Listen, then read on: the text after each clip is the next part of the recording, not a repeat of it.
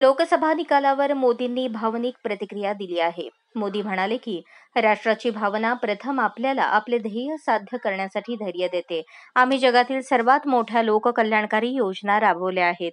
स्वातंत्र्याच्या 70 वर्षांनंतर 4 कोटी जनधन खाती उघडण्यात आली. कलम 370 हटवले.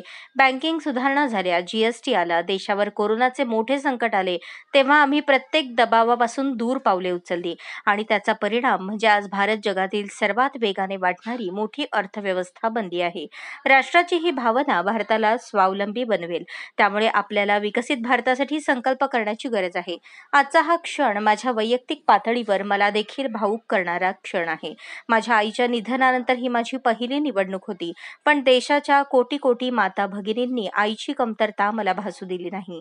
मी संपूर्ण देशात जिथे जिथे गेलो तिथे माता बहिणींनी, मुलींनी अभूतपूर्व स्नेह आणि आशीर्वाद दिला. ते आकड्यांमध्ये दिसू शकत नाही. देशाच्या इतिहासात महिलांद्वारे वोटिंगचे सर्व रेकॉर्ड तुटले. या प्रेम आणि आपुलकीला मी शब्दात व्यक्त करू शकत नाही. देशाच्या माता भगिनींनी मला नवी प्रेरणा दिली आहे, असे मोदी म्हणाले. अशाच नवनवीन अपडेटसाठी जनता राज्य न्यूज चॅनलला सबस्क्राईब करा, लाईक करा आणि शेअर करायला विसरू नका.